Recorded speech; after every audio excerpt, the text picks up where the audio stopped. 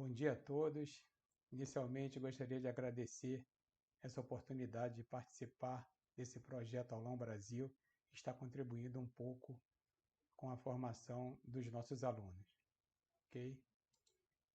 Vamos, nesse encontro, trabalhar com os números complexos com geometria analítica, ou seja, estamos procurando ver os complexos de uma forma geométrica e, além disso, nós termos a ferramenta da geometria analítica para fazer as operações, então, com nossos números complexos, certo? Vamos trabalhar esse nosso referencial teórico buscando demonstrar que os números complexos é isomorfo do espaço vetorial R2 com duas dimensões dos números reais. Depois que a gente mostrar teoricamente que os complexos são operados como estivéssemos trabalhando no espaço vetorial de duas dimensões dos números reais, iremos partir para a aplicação, então, dessa teoria, certo? Então, inicialmente falando aqui dos reais, rapidamente, né, só relembrando algumas coisas, por exemplo, os números naturais, eles são fechados somente nas operações de soma e multiplicação, ou seja, se eu somar ou multiplicar números naturais, eles serão naturais, né? E só que, por exemplo, para a subtração, se eu fizer 1 menos 2 dá menos 1, eu já não caio nos naturais. Já os números inteiros, eles são fechados para as operações de soma, subtração e multiplicação, mas não para divisão, né? Ou seja, se eu dividir dois inteiros, eu posso obter um número que não é inteiro. Gera a necessidade dos racionais. Então, já os racionais, os números fracionários, né? Claro, com denominador diferente de zero, nós temos ele fechado para as quatro operações, né? Soma, subtração, multiplicação e divisão. Já, contudo, eu tenho números nos reais que os racionais não dão conta, né? São os diversos irracionais, ou seja, números que não podem ser escritos sob forma de fração, né? Então, raiz de 2, raiz de 3.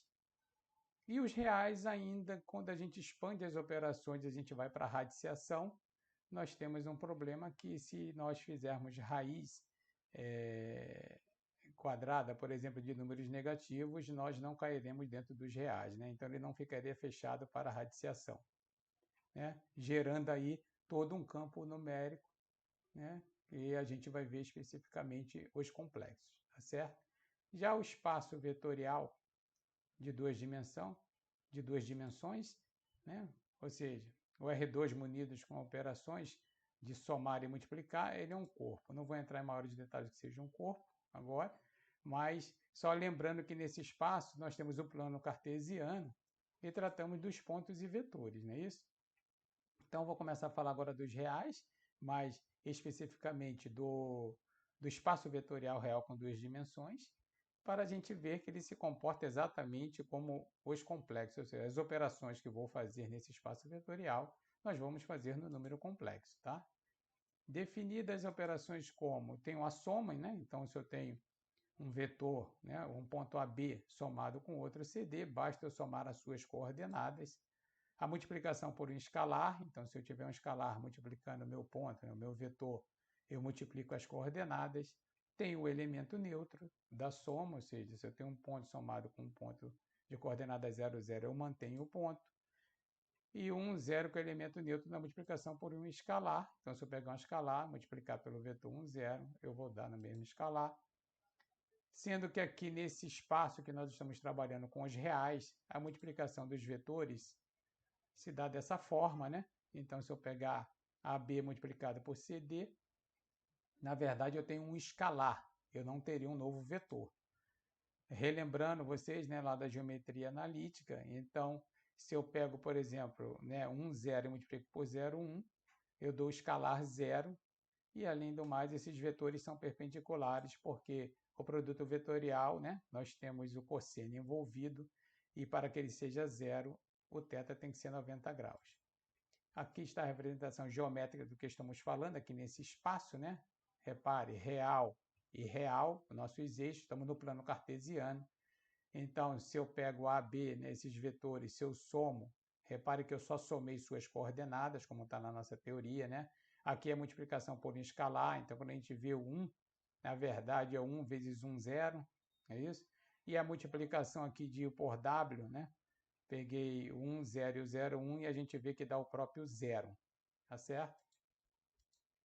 Então, agora falando dos complexos, né, para a gente fazer um paralelo com essa teoria, então estou dizendo que os complexos R2 são conjuntos iguais, né, com o mesmo espaço vetorial, e representamos geometricamente os complexos pelo par ordenado AB, ordenado não, desculpe, né, que os números complexos não é ordenado, mas contudo, apesar de A e B serem reais, né, aqui nessa representação, o A representa a parte real e o B a parte imaginária de Z, tá certo? Geometricamente, usamos o plano Argand-Gauss, que a gente vai ver adiante. Agora, as operações estão definidas. A soma, estou somando as partes reais com as partes imaginárias, então veja que está se comportando como um espaço vetorial real. A multiplicação entre eles, aí aqui está a diferença, né? Para que ele se comporte igual ao espaço vetorial dos reais, nós definimos a multiplicação desta forma. Então, eu tenho aqui o número complexo AB e CD, né, com a sua forma geométrica. Então, a sua parte real será A vezes C menos B vezes D, e a sua parte complexa será A vezes D mais B vezes C. Vamos ver também aqui a multiplicação pelo escalar mantém, né, aquela propriedade que acabamos de falar, para os reais. Temos o elemento neutro, se mantém também, né? E o 0, elemento neutro da multiplicação. Então, repare que se eu pegar um complexo AB e multiplicar por 0, usando a nossa multiplicação definida, então eu tenho 0 vezes 1 menos B vezes 0 para a parte real e para a parte complexa, A vezes 0 vezes B vezes 1, e repare que eu mantenho o meu mesmo complexo, né? AB. Aplicando a definição que eu estou dando de multiplicação, né? Que a gente está apresentando, não dando, né? Ao par 0, 1 do complexo, repare que se eu fizer 0, 1 vezes 0, 1, aplicando a minha multiplicação, eu chego no menos 1, 0, que é o real menos 1. Euler adotou I como raiz de menos 1, ou seja, ele está dizendo que o par ordenado 0, 1 é I. Então, repare que essa multiplicação aqui em cima estaria fazendo I vezes I, que é I ao quadrado, que está dando menos 1. Tá certo? Pela representação acima também, podemos escrever o número complexo, né, AB como a soma de dois complexos, um real puro, ó, real puro, porque eu só tenho a minha parte imaginária é 0, e aqui um imaginário puro, porque a minha parte real é 0. Então, eu posso desmembrar por causa da soma, né, da propriedade da soma, eles são iguais. Agora, aqui, pela multiplicação por um escalar, eu posso botar o B em evidência, ou seja, eu fico com o número A0, o outro B vezes 0, 1, mas pela definição aqui, né, que o Euler adotou, isso aqui, na verdade, eu posso dizer que Z é A mais BI, que seria a sua forma algébrica, né, tão conhecida da gente, tá certo? Usando somente as definições, né, nós chegamos, então, Z igual a A mais BI. A representação geométrica, né, está aqui, mantém aqui no eixo real, ó, igual ao espaço vetorial real. E agora aqui eu estou com o eixo imaginário, então estou no plano Argand-Gauss, mas repare que a soma é a mesma, né, que a gente fez com o espaço do R2 real. A diferença está aqui na multiplicação, né, pessoal? Porque no espaço vetorial real, a multiplicação dá um escalar, e aqui, na verdade, a gente está fazendo um giro, né, no nosso círculo trigonométrico. Então, se eu pegar 1, 0 e multiplicar pelo 0, 1, eu chego no 0, 1. Né? Porque, é claro, 1, 0 a gente já viu que é o elemento neutro da multiplicação. Então, eu mantenho meu próprio 0, 1, que depois, né, de adotado por Euler, nós dizemos I. Agora, se eu pegar esse 0, 1, que é I, e multiplicar pelo 0, 1, que é I, a gente chega no menos 1, que é o nosso I ao quadrado igual a menos 1. Se eu multiplicar de novo por menos 1, né, eu giro e chego no menos I, e multiplicar por I de novo, eu volto e completo o meu giro, né? Então aqui estão as potências, então repare que conforme eu avanço, eu vou repetindo esses valores, né? Bom, módulo e distância entre dois números, que eu estou querendo chegar no módulo na distância, é o que vai mais nos interessar para os nossos exercícios, tá certo? Então, aqui no números reais, né, como nós já sabemos, o módulo de um número, né, o módulo de A é A e o módulo de menos A é A, nós pegamos seu valor absoluto, e a distância é o módulo entre os dois números. Já no espaço vetorial, né, real, nós sabemos que essa distância é calculada fazendo a subtração das coordenadas, né? Então, C menos A ao quadrado, que eu estou fazendo B menos D, B menos A, e D menos B ao quadrado. Essa fórmula bastante conhecida da gente, né? Usando por Pitágoras.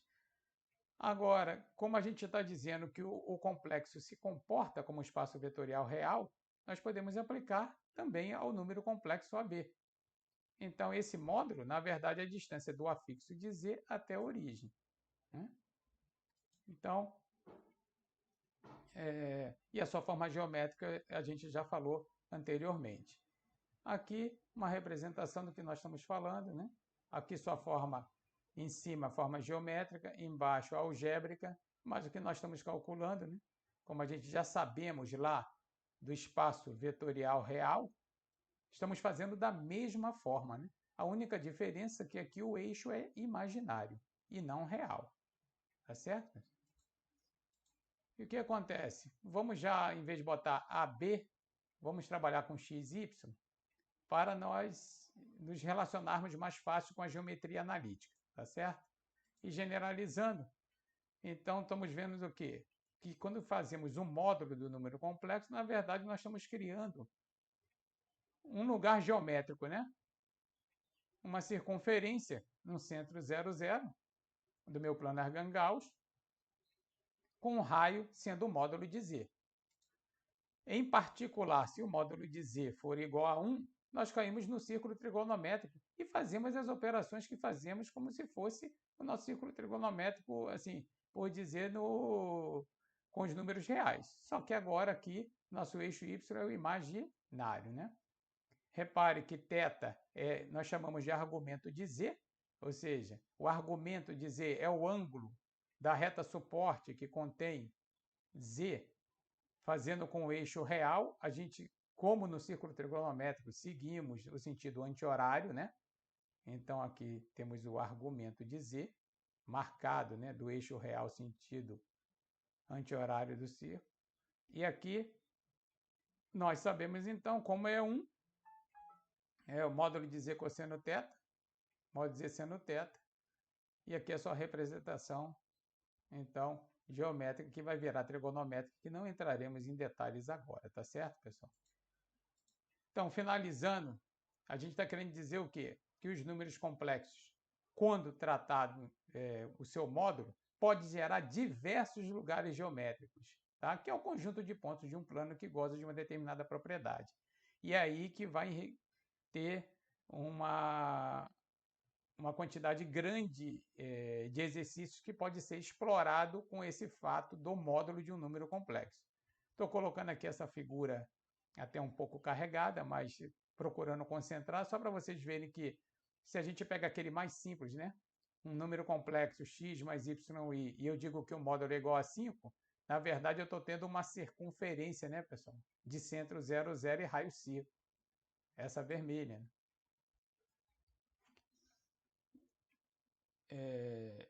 Desculpa, pessoal, vou voltar aqui. Saiu. Só para a gente continuar aqui o que estávamos dizendo.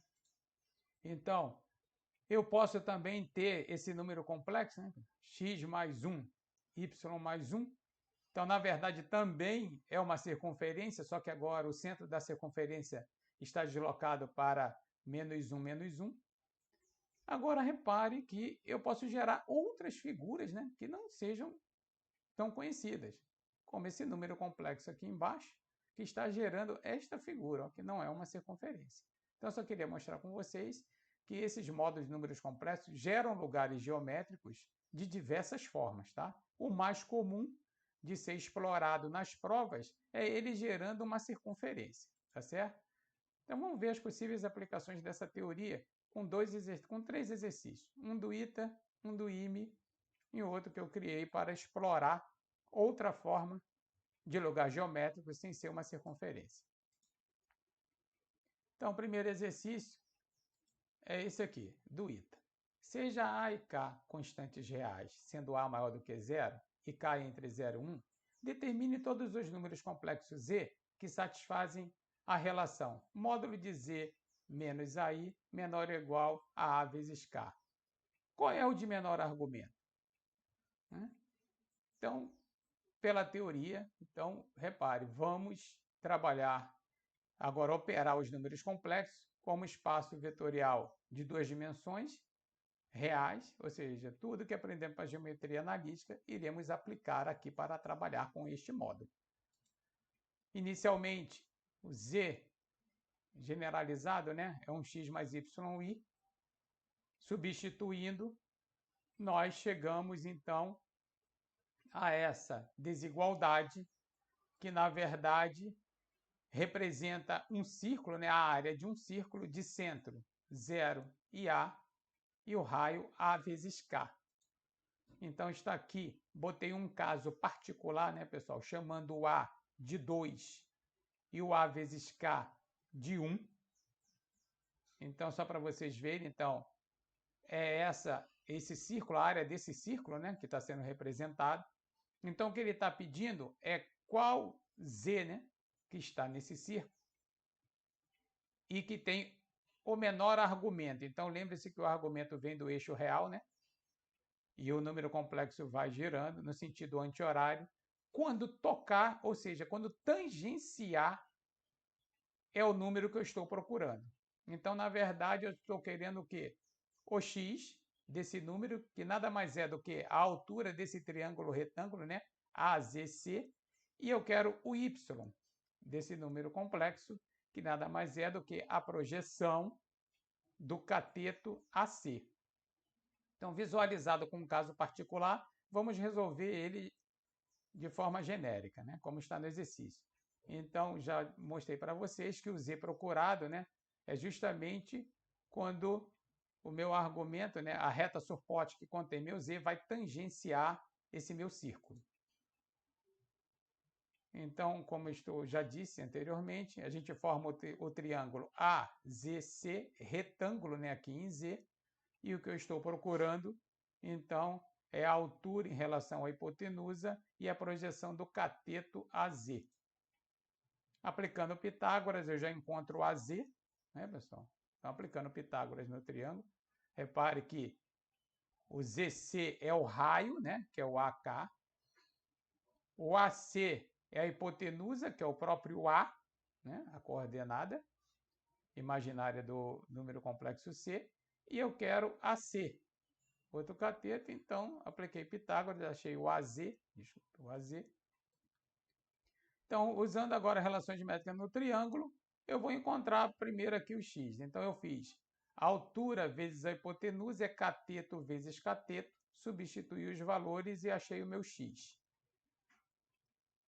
Agora, para achar o y, eu vou fazer, né? Cateto ao quadrado é sua projeção, o y vezes a hipotenusa, que é o A, e achei o y. Então, o complexo procurado é a parte real, né, é o x, e a parte imaginária é o y. Repare que, enxergando, né, os números complexos como geometria analítica, o exercício fica bem mais simples de se resolver. No nosso caso particular, verificando, né, no nosso caso particular, a gente disse que o A vezes K era 1, então o K é igual a meio e o A é igual a 2. Substituindo aqui no nosso número complexo, então no nosso caso particular, esse Z procurado é raiz de 3 sobre 2 mais 3 sobre 2 vezes I. Tá certo? Vamos mais uma aplicação agora com o exercício do IME. Então, determine os valores máximos e mínimos do módulo de Z menos 4, sabendo-se que o módulo de Z mais 3i é menor ou igual a 1. De novo, né? Se fôssemos partir algebricamente para resolver esse exercício, né, ia ser muita conta. Então, vamos de novo se valer do fato que podemos trabalhar essa desigualdade como geometria analítica, tá certo? Então, inicialmente, nós estamos querendo esse W, né? Eu estou dizendo que o módulo de Z-4 é W, eu quero o W, que seria o menor número, a menor distância, né, que eu tenho desse módulo de Z-4 até essa região aqui. Agora, que região é essa? Como visto no exercício anteriormente, eu chamo o Z geral, né, de x mais y, jogo dentro do módulo e eu vou chegar de novo a um lugar, né? A um lugar geométrico. E fazendo Z-4 igual a W, eu chego a outro local geométrico, né? Então, a inequação, essa inequação representa os números complexos do círculo, né? 0 e menos 3, seu centro, circunferência, e o raio 1. Já a outra equação é outra circunferência com o centro 4, 0 e o raio W. Então, geometricamente, o que estamos fazendo? Essa é o lugar geométrico, né, da nossa primeira inequação. Todos os z's, né, que estão atendendo aquela inequação estão nessa área azulada. Já o meu módulo de Z-4 é uma circunferência com centro 4 e 0 e eu vou abrindo o meu W, né, até chegar no valor mínimo, que o valor mínimo é quando essa circunferência com centro em B tangencia pela primeira vez esse círculo, e o valor máximo, né, procurado é quando a circunferência com centro em B tangencia pela segunda vez, né, aqui o meu círculo, tá certo? Vendo dessa forma, o exercício agora fica bem tranquilo, né, pessoal? Porque a distância de B até C, na verdade, é a hipotenusa de um triângulo retângulo de cateto 3 e 4, ou seja, essa distância é 5. E o T2, né, e o T1 fazem parte aqui do diâmetro da circunferência de raio 1. Então, percebe que para eu achar T2, basta desse 5 eu tirar 1, e para achar T1, desse 5 eu acrescentar 1. Então, os valores procurados são 4, né? 5 menos 1, 4, essa distância aqui, então, BT2, que eu chamei de W2. E o W1, que é BT1, eu pego essa distância 5 e acrescento 1. Então, visto, né? Mais uma vez dizendo, se a gente vê os módulos, né, dos números complexos através de geometria analítica, as resoluções ficam bem mais simples. E agora eu trago um exercício aqui que eu criei para explorar uma outra situação. Então, eu dei um número complexo e estou dizendo que o módulo desse complexo é raiz de 6 e estou pedindo para determinar o lugar geométrico que contém todos os números z e as equações da reta neste plano Argand-Gauss que passa pela origem e tangencia esse local geométrico. Então, de novo, para achar o local geométrico, eu vou ter que achar, né, fazer o módulo. E para fazer o módulo, eu tenho que achar a parte real e a parte imaginária de z. Então, fazendo as racionalizações devidas neste número complexo, eu consigo isolar a parte real, né, e a parte imaginária do meu complexo, e com isso fazer o módulo, que é a raiz quadrada da parte real ao quadrada, com a parte complexa ao quadrado, e eu sei que esse módulo é raiz de 6. Então eu chego, né, nesta equação, que é conhecida da gente, apesar de estamos trabalhando com complexo, como a teoria já nos demonstrou, permite que a gente veja os números complexos no espaço vetorial R2 de 2 dimensões. Então, esta equação é conhecida da gente, né, pessoal? Essa equação é o quê? É uma elipse de centro 2 e 3, né? E o eixo maior, né? Como aqui é b ao quadrado é igual a 3, então é raiz de 3, a ao quadrado igual a 2, raiz de 2. Então, este é o lugar geométrico que está sendo gerado pelo módulo de z igual a raiz de 6. Tá certo? Agora, vamos encontrar a reta que passa na origem e a tangente a esse lugar geométrico. Então, retas que passam pela origem, usando ioiô, michôchô, são retas do tipo y igual a mx.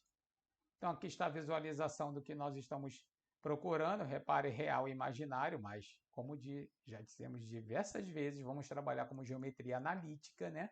Então, está minha elipse de centro 2 e 3, eixo maior raiz de 3, eixo semi-eixo, né? Maior raiz de 3, semi-eixo menor raiz de 2. E eu estou procurando, então, essas retas tangentes que passam pela origem. Vamos trabalhar com a minha geometria analítica. O y, né? Dessa tangente, quando a reta tangencia a elipse, é o mesmo. Então, substituindo naquela minha equação que eu encontrei da elipse, o y por mx e desenvolvendo, nós chegaremos a essa equação do segundo grau. Como eu quero apenas um ponto, forçosamente eu digo que delta é igual a zero. Fazendo delta igual a zero, nós então chegaremos a essa equação de segundo grau em m e encontraremos nossos dois m's, que coincide também com o quê? Com o argumento do número complexo, né, pessoal? Então, na geometria analítica, esse m, né, é o coeficiente angular da reta, que coincide com o argumento de z nos nossos números complexos, tá certo? Então, resolvendo, encontramos nossos dois m's e, por fim, chegamos às duas retas procuradas que tangenciam a nossa elipse, né? Então, está aqui, a de menor argumento é a de baixo, né? Estamos falando de tangente, e ela cresce no primeiro quadrante, e de maior argumento, a reta que tangencia mais em cima, ok? Então, explorando mais ainda esse exercício, agora vamos no mesmo exercício, vamos determinar o valor mínimo do módulo de z menos 3i nessas situações. Esse z pertence ao lugar geométrico encontrado, então eu quero o valor mínimo. E também eu quero o valor mínimo de z menos 3i em relação àquela reta de menor argumento que encontramos, né? 3 menos raiz de 6 vezes x, tá certo? Então, primeiro, né, vamos ver quem é o módulo de z menos 3i. Já sabemos que é uma circunferência de centro 0,3 e um determinado r, né? Um determinado r. Então, vendo pela geometria analítica, né, que é aplicada aqui aos complexos, estou com a nossa situação, né, do exercício anterior. Agora, reparem que o módulo de z menos 3i é essa circunferência, é um lugar geométrico, né, com uma circunferência com centro 0 e 3. Né? Como ela está alinhado, né, com o centro da minha elipse, então o valor mínimo, né, o R mínimo, é quando essa circunferência com centro em 0,3 tangenciar essa elipse. Então, tangenciando, repare que como fica bem mais simples resolver esse exercício, sem ser por álgebra, né? A gente vendo por geometria analítica, o R é justamente quando a circunferência com centro em 0,3 tocar na elipse, porque está alinhado, né? Então, eu pego simplesmente a parte real de C, que é 2, e diminuo do semi-eixo menor, raiz de 2, e eu encontro, então, esse meu R, né? 2 menos raiz de 2. Já no segundo item, eu quero a distância, né? Então, aqui de 0,3 até essa reta de menor argumento. Então, para a gente também fica simples, né, pessoal? Levando o número complexo para a geometria analítica, basta fazer a distância, né? A menor é a distância do ponto a essa reta. A gente usa, né, a equação lá da geometria analítica de distância de um ponto a uma reta, sendo que a reta, já escrevi aqui na sua forma da equação geral, não é isso? Substituindo os valores, porque o centro é 0 e 3, então no local do y0 eu botei 3, no local do x0 eu botei 0. Chegamos, então, à distância procurada, né? Ou seja, o menor valor para z menos 3i. Tá certo, pessoal? Então, com isso, pessoal, a ideia era, um resumo geral, era trazer para vocês o quê? Que os números complexos, né? O corpo dos números complexos, ele é isomorfo, ou seja, ele trabalha igualmente, da mesma forma que o espaço vetorial R2 de duas dimensões, e com isso eu posso usar tudo que nós sabemos de geometria analítica para estarmos trabalhando com os números complexos, ok? Espero ter ajudado vocês com essa aula e é um grande prazer estar aqui, como disse inicialmente, e até uma próxima oportunidade.